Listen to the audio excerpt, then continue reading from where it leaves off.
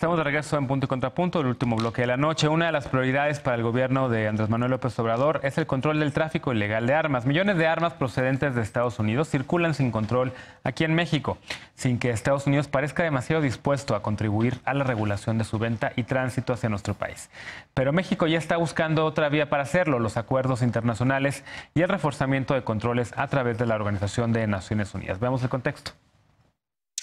México ha llamado a la comunidad internacional para frenar el tráfico ilícito de armas, además de impulsar su combate a través de acuerdos internacionales y ampliar las sinergias entre los organismos e instrumentos ya existentes. México busca que a través de la Organización de las Naciones Unidas se refuercen los controles de exportación e importación y la salvaguarda de los lugares de almacenamiento de armas y municiones. En el documento de posicionamiento en el 74 período de sesiones de la Asamblea General de Naciones Unidas, México pidió considerar el carácter transversal de los objetivos de desarrollo sostenible y metas de la Agenda 2030 que apuntan que las sociedades pacíficas e inclusivas requieren condiciones duraderas de seguridad. El artículo 26 de la Carta de las Naciones Unidas también reconoce el desarme como una condición previa para la paz duradera, la seguridad y el desarrollo. En agosto pasado, un hombre atacó un centro comercial en El Paso, Texas, para acabar con lo que llamó invasión hispana. 8 mexicanos murieron y México pidió a Estados Unidos implementar operativos conjuntos para controlar la venta de armas y ratificar la Convención Interamericana sobre el tráfico ilegal de armas y explosivos, pendiente aún en el Senado estadounidense. La ratificación podría significar un cambio drástico, pues Estados Unidos estaría obligado a regular, controlar e impedir el tráfico ilegal de armas fuera de sus fronteras. Sin embargo, luego de su reunión con el vicepresidente Mike Pence a principios de septiembre, Ebrard reconoció que será difícil disminuir el tráfico de armas procedente de Estados Unidos. Según estimaciones oficiales, el 70% de los delitos que se cometen en México son con armas compradas en Estados Unidos. Punto y contrapunto. Bueno, tercer y último bloque a discutir esta noche de temas multilaterales. El tema de las armas que a México también le interesa, lo llevó a las Naciones Unidas. Ya lo había hecho en el gobierno de Calderón, también se habló mucho del tema de armas y se logró por ahí que Estados Unidos se metiera al Congreso a tratar de impedir la compraventa de unos rifles de alto calibre, no mal recuerdo. Pero luego se acabó ese veto en tiempos del presidente Obama y evidentemente otra vez está o parece estar fuera de control el tema. ¿Se podrá ahora, bajo la vía de Naciones Unidas, se podrá hablar sobre este tema? Bilateralmente también México se había reunido ya con el secretario de Estado y habían platicado, según el canciller Ebrard, sobre este asunto y supuestamente la reacción había sido positiva y va a haber una evaluación también supuestamente mensual respecto a esto. Pues es un tema muy complejo y a mí me parece que el enemigo a vencer es la Asociación Nacional del Rifle. No nada más el poderosísimo lobby de las armas en Estados Unidos, que cada vez llega a más países. Ya llegó a Brasil, sí. Bolsonaro tiene una agenda que busca liberalizar el uso de las armas. Está documentado que están en Australia y en Nueva Zelanda, frente al tiroteo de Christchurch, también tuvieron actividad. Entonces, el enemigo a vencer son ellos y su internacionalización. Y entonces, si ellos están yendo al extranjero, creo que es una buena estrategia buscar aliados multilaterales. Existe el Tratado de Comercio de Armas que Donald Trump decidió que no van a ratificar en la Conferencia Nacional del Rifle, como para darles gusto. Y creo que hay que ponerse creativos, porque en Estados Unidos no va a avanzar, y creo que presionar desde los organismos multilaterales es una buena opción.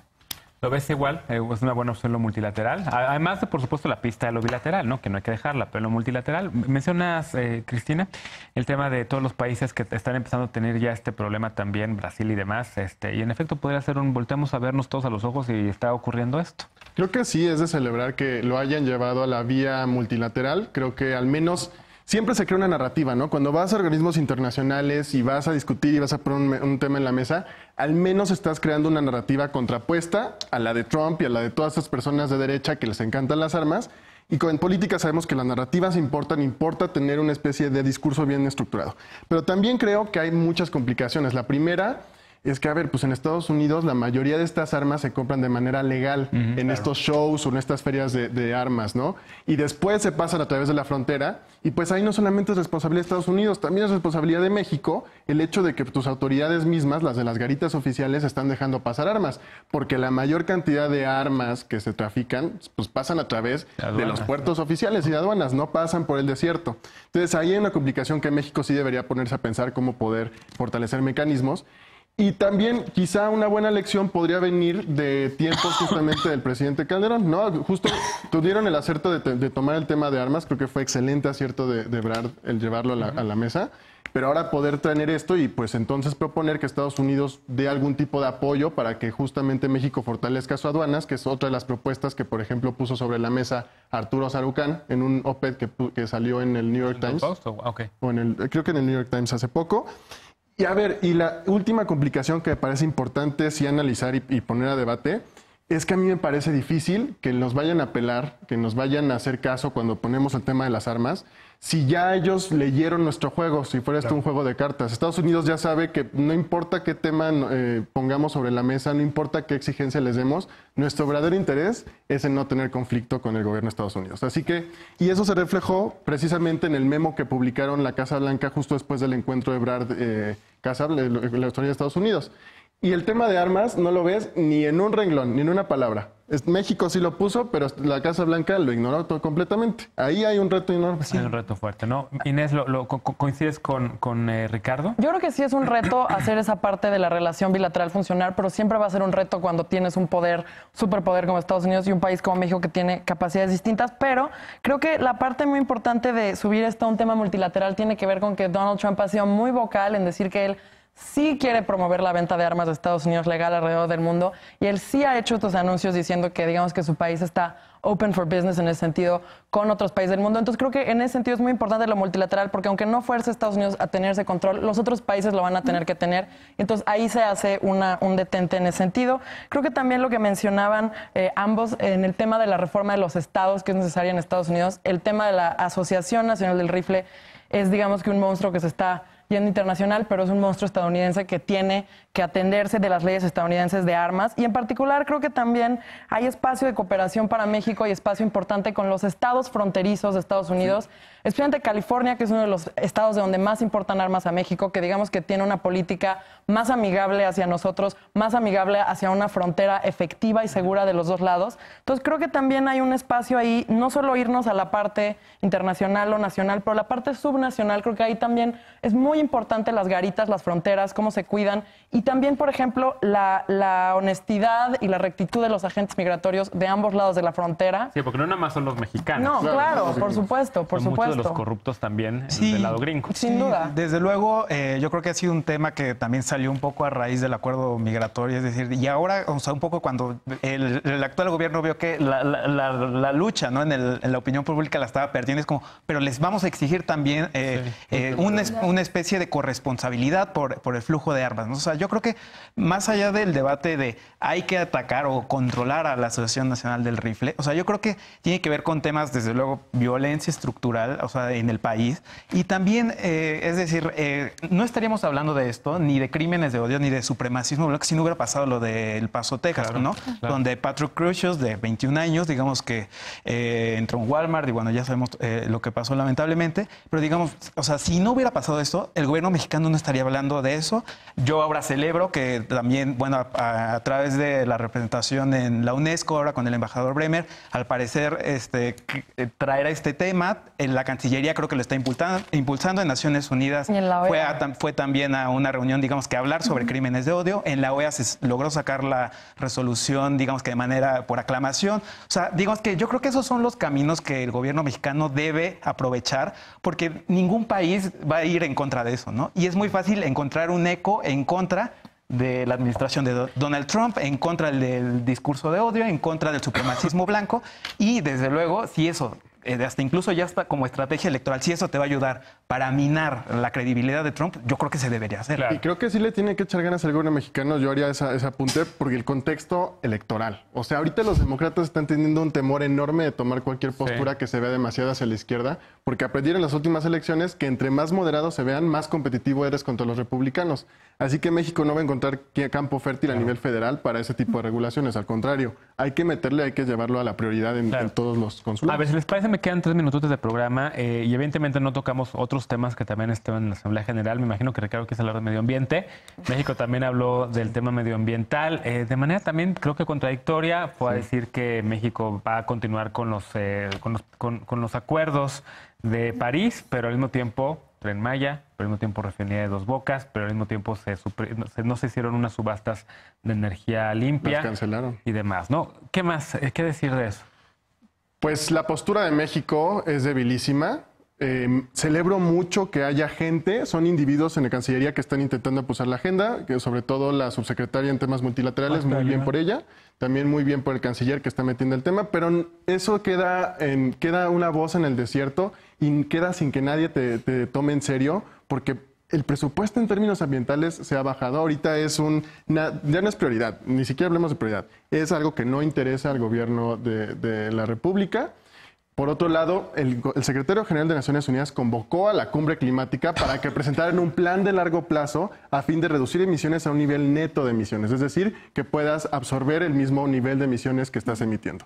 México no presentó un plan en este sentido. Tenemos el Tren Maya, que va a deforestar una gran parte de la selva maya, de la selva que provee de una gran biodiversidad en México.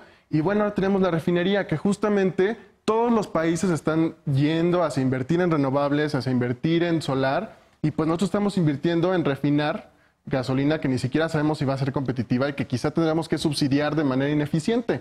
Entonces, creo que México ahorita está yendo en contra de la transición, en contra de lo que se está postulando a nivel global, que es uno de los objetivos de desarrollo sustentable de la ONU. Y pues justamente creo que todo el liderazgo que hemos ganado hasta el momento, si no hacemos cambios a nivel interno, pues se va a perder. 30 segundos para los que restan, si quieren agregar algún otro tema o un balance general ya para concluir de cómo le fue a México en esta Asamblea General.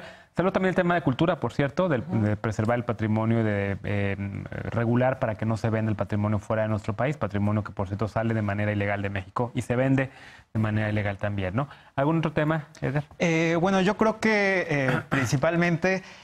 o sea, si uno pone atención también al discurso del canciller en la Asamblea General, digo, más allá de la referencia a la Cuarta Transformación en México, o sea, yo creo que sí reveló que fue un discurso orientado a la política nacional, ¿no? Digo, más allá de la forma que le tocó hablar el sábado, ¿no? Cuando los presidentes y primeros ministros hablaron antes y por eso fueron a la Asamblea, en un pleno semivacío, ¿no? O sea, yo creo que esa voz, si bien la subsecretaria de Multilaterales, ¿no? Marta Delgado, asumieron el compromiso del panel sobre economía oceánica, una cosa así. Hay bastantes cosas declarativas que uno puede reunir en esta cumbre de cambio climático en la Asamblea General.